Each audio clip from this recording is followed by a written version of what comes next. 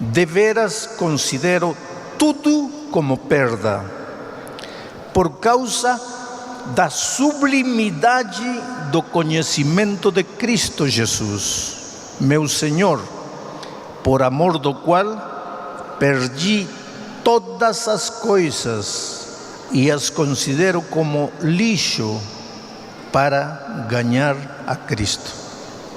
Esta é a essência do Evangelho. Diz assim: eu perco tudo, para mim tudo é lixo.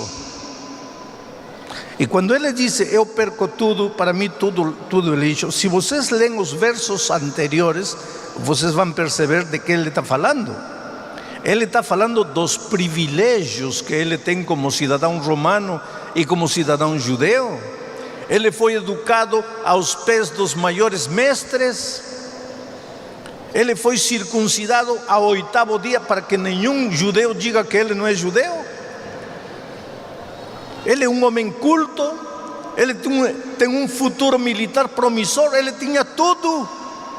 E tudo isso ele deixou, considerou lixo, não teve medo em abandonar, em largar, em deixar, em renunciar.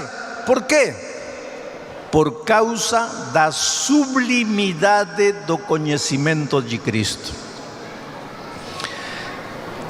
Deus me inspirou a escrever um livro há muitos anos, um livrinho pequenino chamado Conhecer Jesus é Tudo.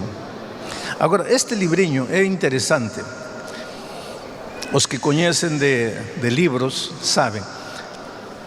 Todos os seres, inclusive as coisas, têm um período de vida. Por exemplo, uma galinha, se você não mata ela vai viver 2 anos. Aos 2 anos ela vai morrer de morte natural.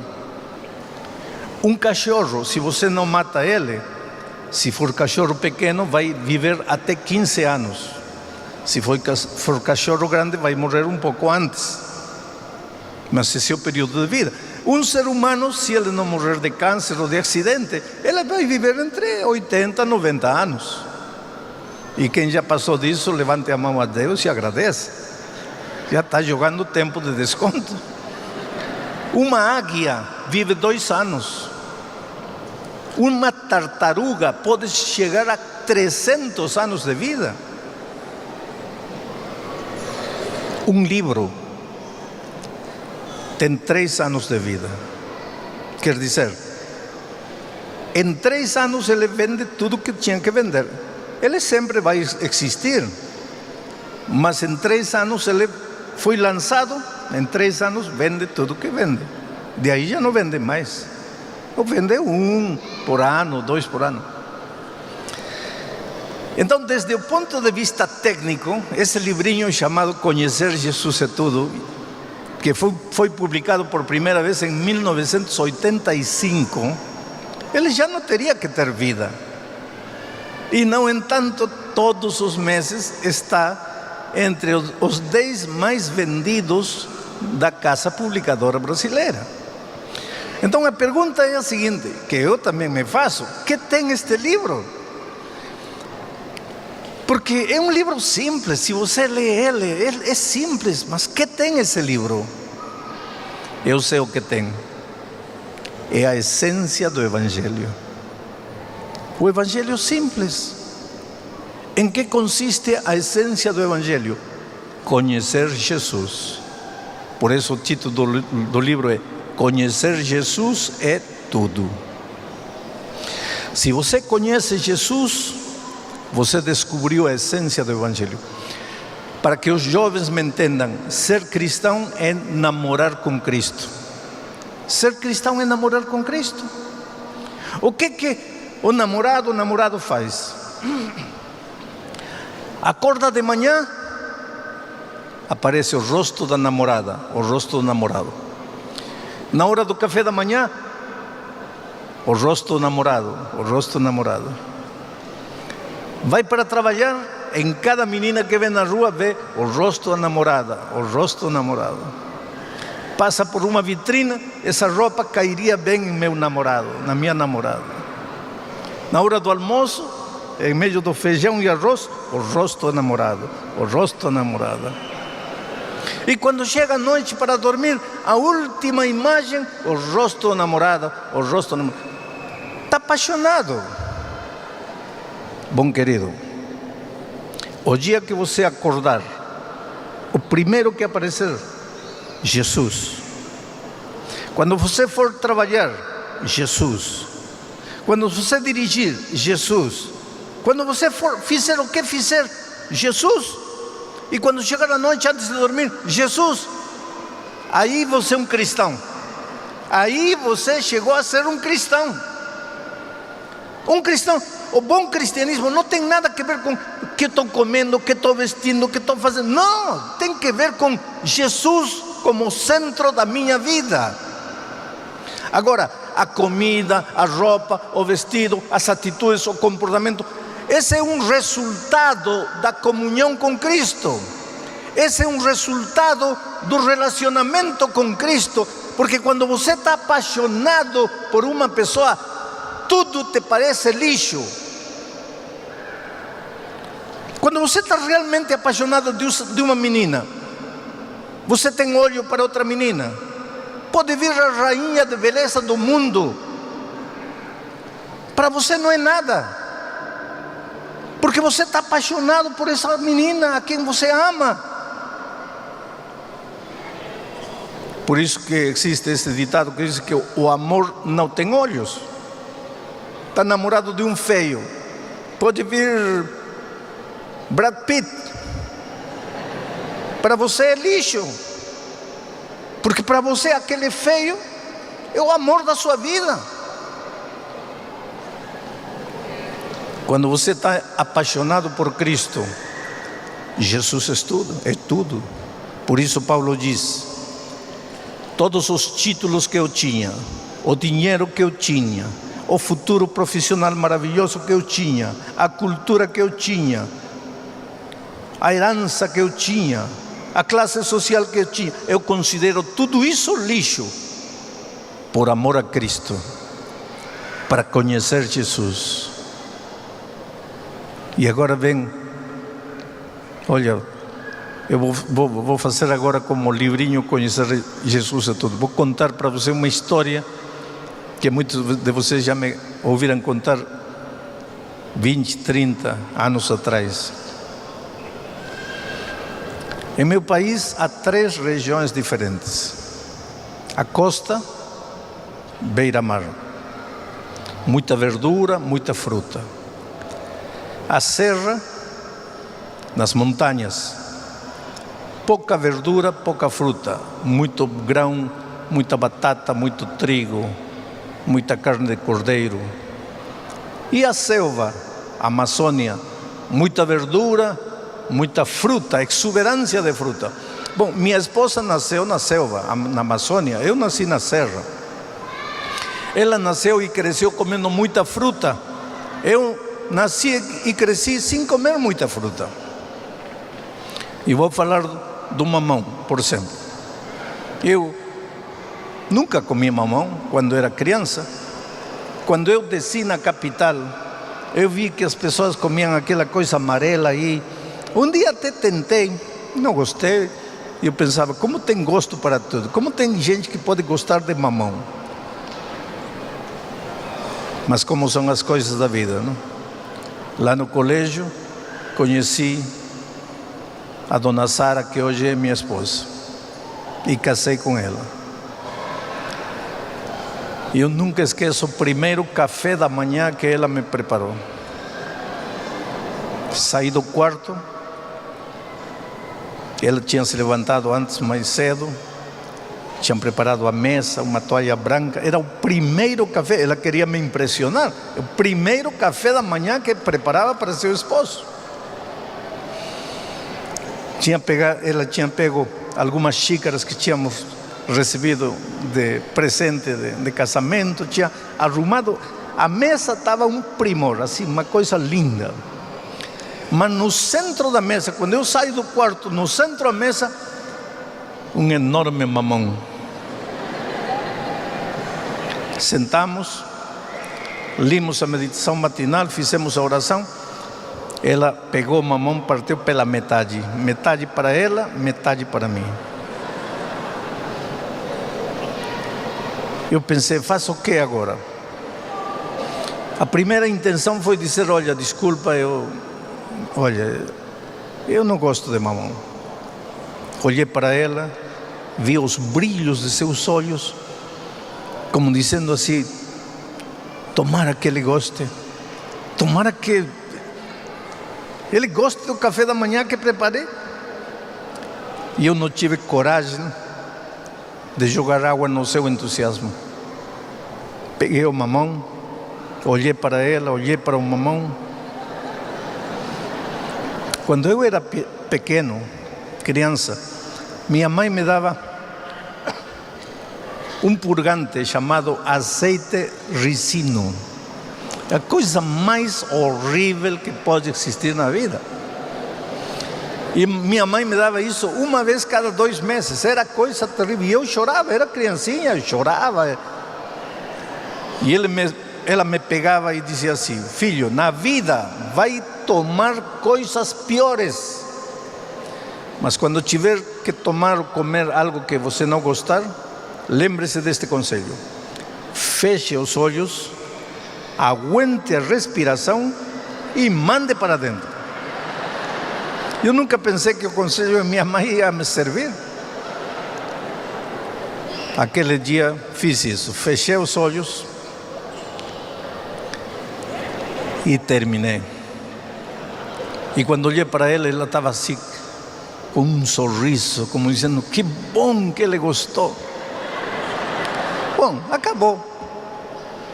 Na manhã seguinte me levanto, entro na sala de jantar e aí na mesa outro enorme mamão.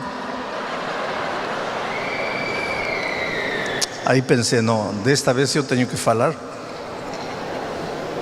Ela partiu um mamão, metade para ela, metade para mim. E eu fiz uma pergunta: você gosta muito de mamão? E ela me disse: para mim não existe café da manhã sem mamão. Aí eu fechei os olhos e comecei a imaginar o resto da minha vida. Vou ter que comer mamão todo dia, não pode ser. Agora entendo o que Paulo diz. Tudo isto me pareceu lixo por amor a Cristo Jesus.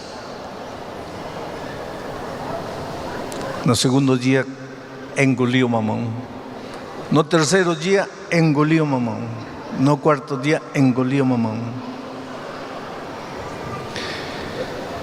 E já passaram quase 50 anos desde aquele dia. Se hoje você me perguntar, pastor, qual é a fruta que mais gosta? Mamão. Agora te digo uma coisa, veja. Em que momento eu comecei a sentir sabor? Não sei. Em que momento eu comecei a gostar do mamão? Não sei. Uma coisa eu sei. Hoje minha esposa está longe de mim. No hotel eu entro no café da manhã, pego o mamão. Eu não estou comendo mamão para que ela veja que estou comendo. Eu como mamão porque eu gosto. Mas no começo não gostava. Claro que não gostava. E quando descobriu minha esposa, quando um dia numa pregação eu contei a história. E ela disse, mas você não gostava? Não, não gostava, mas agora gosto. Querido, te digo uma coisa, veja. Muitos de vocês estas noites se levantaram e vieram aqui à frente dizendo, Senhor, te entrego minha vida. Eu quero começar a viver contigo, quero caminhar contigo. Foi a decisão mais linda que vocês puderam fazer. Agora começa o drama da vida cristã.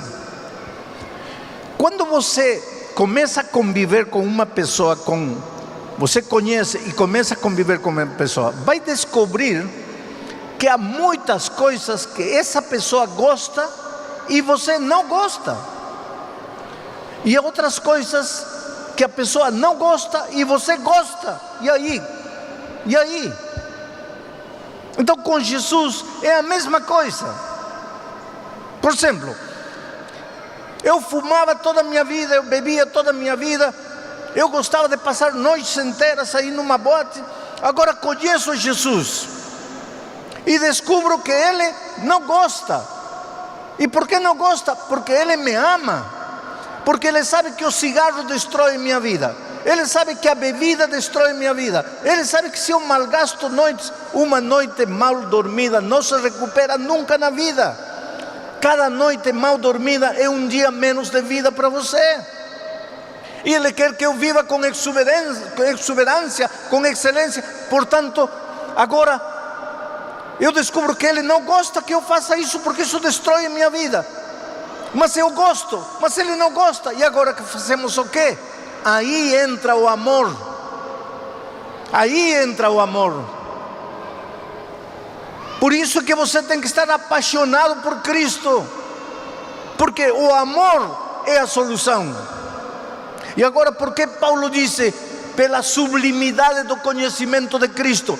Porque a única maneira de se apaixonar por Jesus é conhecer Jesus. Conhecer Jesus. Vem uma pessoa, se declara para você, você nunca viu, como vai gostar dessa pessoa? Alguém pode ter contado maravilhas dele, não que ele é um bom homem, não que ele é uma boa pessoa, não que isso, não que, mas você não conhece. Você ouviu falar dessa pessoa, mas você não conhece. Oh querido, estas noites você está me ouvindo falar de Jesus, da sublimidade do amor de Jesus, de como Jesus se preocupa por você, de como você é importante para Jesus. Mas não basta você ouvir falar o que eu tenho para falar de Jesus. Você precisa conhecer Jesus, conhecê-lo pessoalmente. E para conhecer a uma pessoa, os peles vermelhas nos Estados Unidos tem uma frase interessante. Eles dizem assim: se você quiser conhecer a outra pessoa, tem que sentar com ela e os dois juntos comerem um saco de sal. O que querem dizer isso com eles? Você sabe que o sal se come de a pouquinho, de a pouquinho, de a pouquinho. Agora, se juntem a uma pessoa e tentem comer um saco de sal, quanto tempo vai levar? Uma vida, porque o sal se come de a pouquinho. Então os peles vermelhos dizem: para você conhecer uma pessoa, precisa comer com ela um saco de sal. O que quer dizer é, precisa conviver com a pessoa. E para você se apaixonar por Cristo, para você amar Jesus, precisa conhecer Jesus. E no início eu disse: e como você conhece Jesus? Como você convive com Jesus? 3 maneiras. Primeiro, ore todos os dias, converse com Jesus todos os dias. A oração não é repetir uma frase decorada. A oração, diz a serva do Senhor, é abrir o coração a Deus como se Ele fosse teu melhor amigo. Abrir o coração. Quando chega a noite, fale para Deus o que está te inquietando, o que está te molestando, o que está te doendo. Fala para Ele. Se tiver que gritar com Jesus e dizer: Senhor, não te entendo, fale para Ele. Tire todo o lixo de seu coração, a amargura de seu coração. Chore com Ele, grite com Ele, esperneie com Ele, mas abra seu coração. Isso é orar. E quando você termina de esvaziar toda a mágoa de seu coração, você vai experimentar paz. Não tem jeito de você crescer se não ora todos os dias. Jamais vai conhecer Jesus se você não conversar com Ele todos os dias. Os esposos vão entender o que estou dizendo. Às vezes os esposos estão conversando, não? Um fala, já deitados na cama à noite, um fala, o outro fala, aí outro responde, fala, e de repente um sozinho já está falando porque o outro já está dormindo. Bom, a vida cristã é isso. Quando chegar a noite, Antes de dormir, você pensa em quê? Pense no que você quiser, só que não pense sozinho. Pense no mesmo que você está pensando, só que não pense sozinho. Conte para Jesus. Em lugar de dizer, não sei o que fazer, amanhã tenho que decidir se vendo carro ou não vendo carro. E se vender, por quanto que vou vender? Em lugar de estar pensando sozinho, fale para Jesus: Senhor Jesus, amanhã preciso vender o carro. E por quanto poderia vender? Eu posso errar, me ajuda. Está pensando. Tudo que você pensa, só que está contando, está em comunhão com Jesus, está em companheirismo com Jesus, está crescendo com Jesus. A outra coisa é, leia a palavra de Deus todos os dias. A Bíblia é a carta de amor que te escreveu. Quando leia a Bíblia, não leia a Bíblia como se fosse um livro de normas, de obrigações, de regulamentos. Leia como se fosse uma carta que Deus escreveu para você. Tente entrar na Bíblia, tente se perder nas páginas da Bíblia. Quando você lê Daniel, você é Daniel. Tente imaginar que você é Daniel. Quando lê a Maria Magdalena, tente imaginar que você é a Maria Magdalena. Meta-se na história. Quando você lê de José, meta-se na história. Tente imaginar que você é José, que uma mulher bonita se aproxima de você e você não sabe o que fazer, porque a carne te leva para lá, mas no coração você diz, não posso fazer este mal contra meu Senhor. Tente imaginar, meta-se nas páginas da Bíblia, não leia como um livro de história. Agora também não faça como alguns fazem. Quando lê José, eu sou José. Quando lê Daniel, eu sou Daniel. Quando lê Judas, não, Judas esse é de lá. Não é assim. Meta-se nas páginas da Bíblia. Viva a Bíblia. Leia um verso e aplique esse verso para as necessidades de hoje. Hoje você tem exame de... Amanhã, domingo, você vai prestar concurso e está nervoso. Já estudou, mas está com medo. Abra a Bíblia, leia a Bíblia, aplique o verso que você leu à sua vida, ao exame que você vai fazer. Então você vai perceber que a Bíblia cobra sentido para você.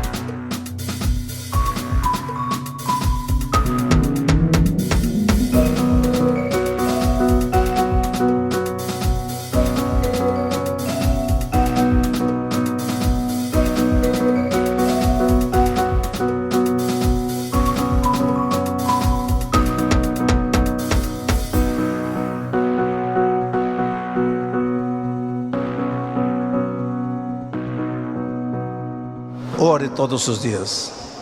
Estude a palavra de Deus todos os dias.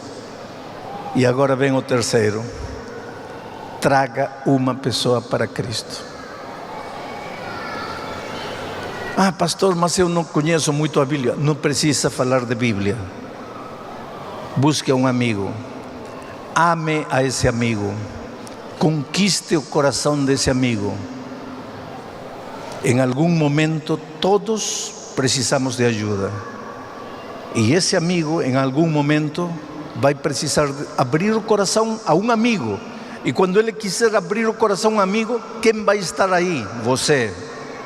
E ele vai te abrir o coração. E você vai poder falar para ele como Jesus chegou à tua vida e te ajudou. E como Jesus pode chegar na vida dele e ajudar ele.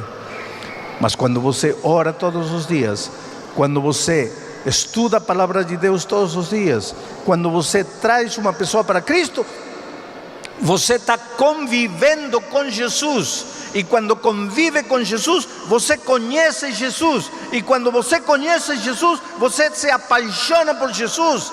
E quando você se apaixona por Jesus, tudo o que antes te parecia maravilhoso, te parecia exuberante, te parecia atrativo, agora é lixo, por amor a Cristo.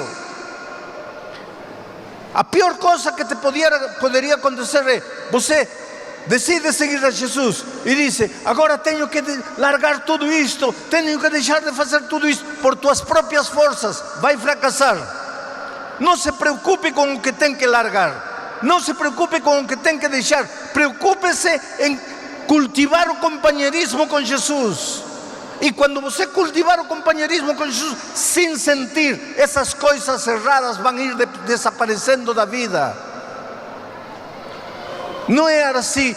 Você era solteiro, chegava em casa, jogava um sapato para lá, outro sapato para lá, paletó para lá, gravata para lá, camisa para lá. Era um lixo, tua vida era um lixo, uma montanha de roupa suja.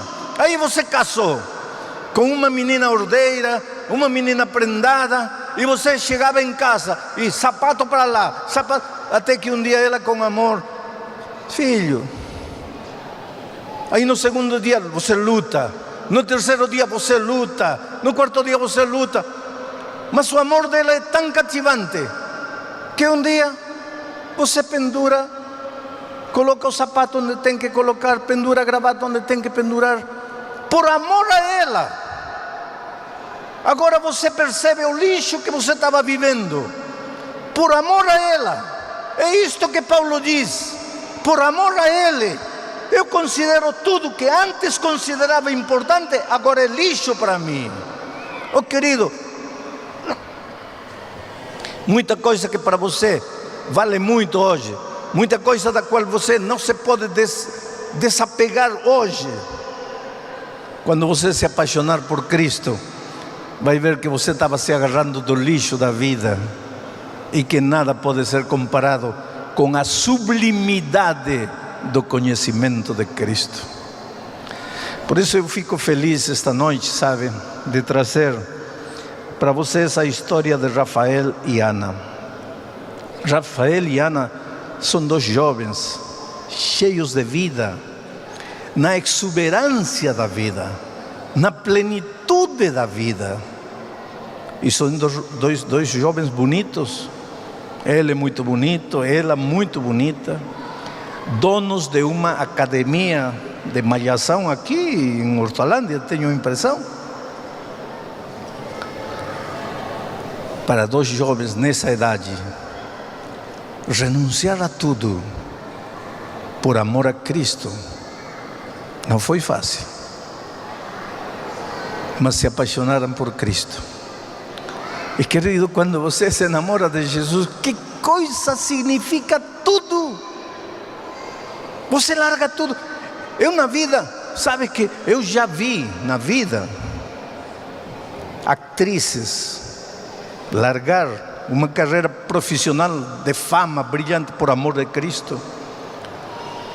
Eu já vi gente ser expulsada da família, ficar na maior pobreza por amor de Cristo. Eu já vi maridos expulsarem a esposa de casa porque ela aceitou Jesus. E Rafael e Ana largaram tudo por amor a Jesus. Onde estão Rafael e Ana? E onde está o tanque de batismo? Ah, está aqui em cima.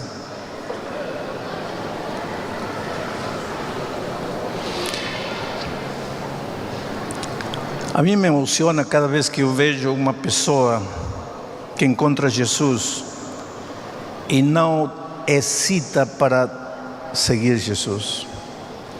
Cada vez que encontro uma pessoa que em algum momento da vida tem que dizer: ou continuo indo para lá, ou dou a meia volta e vou para os braços de Jesus. E Rafael e Ana tomaram a decisão de entregar a vida a Jesus. Queridos Rafael e Ana, vocês dois são dois jovens que conheceram Jesus, se apaixonaram por Cristo e pensaram bastante para tomar a decisão que tomaram de chegar aqui e confessar diante de todas estas pessoas que amam Jesus e querem viver para Ele o resto da vida. Por essa decisão linda que vocês tomaram, para que Deus perdoe neste momento todos os seus pecados passados e lhes dê uma vida maravilhosa em Cristo. O pastor Sidral e o pastor Ben-Hur, como ministros do Evangelho, vos batizam em nome do Pai, do Filho e do Espírito Santo. Amém.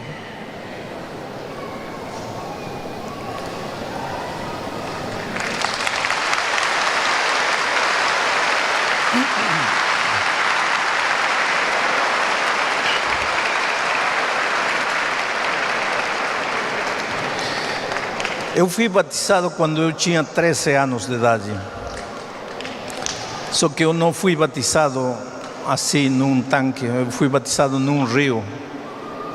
E desde o rio até a barraca onde eu tinha que trocar de roupa havia uns 100 metros. Então, quando saí da água, eu fui caminhando em direção da barraca. Podem sair. Eu fui caminhando em direção da barraca para trocar de roupa. E nessa caminhada de 100 metros, eu fiz uma oração a Deus. E Deus já tem me respondido tantas orações de maneiras, às vezes, surpreendentes. Eu poderia passar aqui dias, noites inteiras contando para vocês coisas que Deus tem feito na minha vida, orações que Ele tem atendido. Agora, aquela oração de 13 anos que eu fiz a Deus enquanto eu ia para o tanque do batismo, infelizmente, ou felizmente, eu sei lá, Deus não me respondeu. E agora vocês dirão: que oração fez? E enquanto eu estava com minha túnica molhada, a água pingando e eu caminhando para me trocar de roupa, garoto de 13 anos, levantei os olhos aos céus e disse: Senhor, me tira a vida agora, quero morrer. E vocês dirão: por quê? Porque meu coraçãozinho de 13 anos me dizia: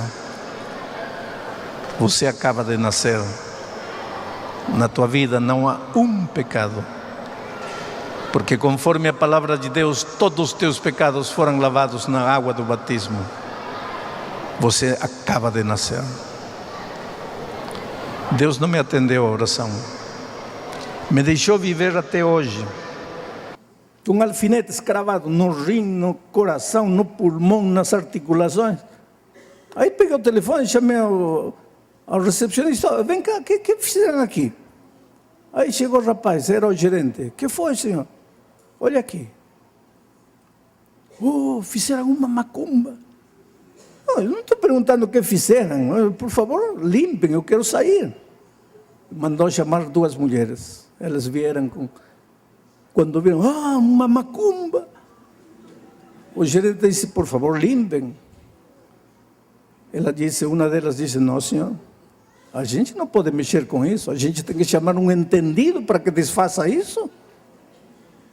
O gerente olhou para ela e disse, limpem. Ela começou a chorar.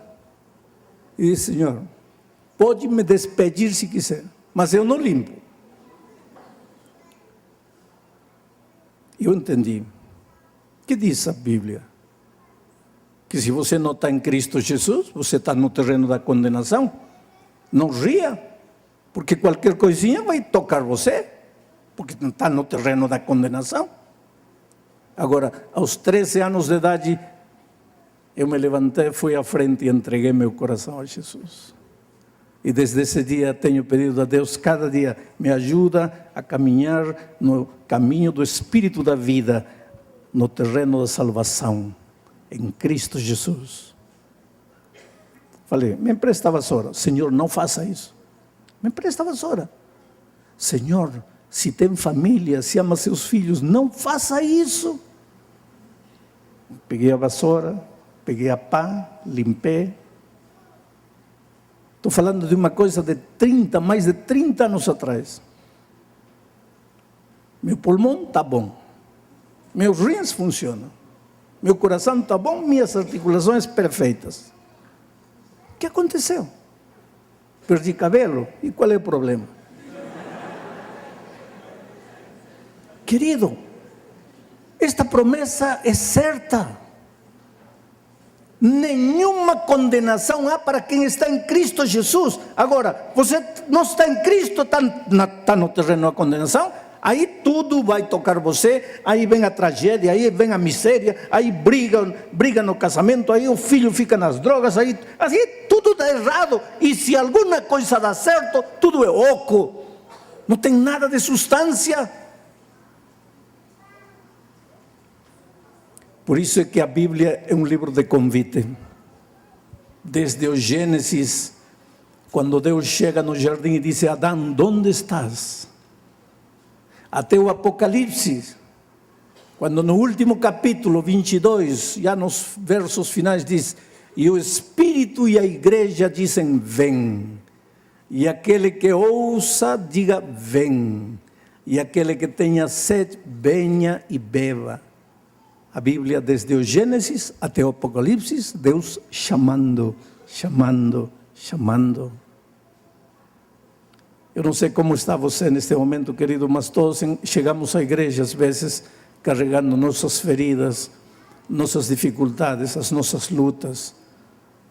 Às vezes no terreno familiar, às vezes no terreno social, às vezes é problemas com um vizinho, às vezes é problemas com o patrão, com o empregado.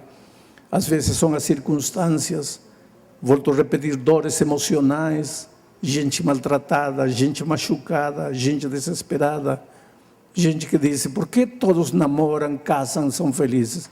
Porque eu nunca consegui um namorado, nunca consegui uma namorada, porque eu não consigo casar, o que acontece comigo? Parece que carrego uma maldição. Talvez não, querido, talvez não pareça, talvez você esteja mesmo no terreno da condenação. A solução? Claro que é a solução. Que diz Paulo? Agora, nenhuma condenação há para os que estão em Cristo Jesus.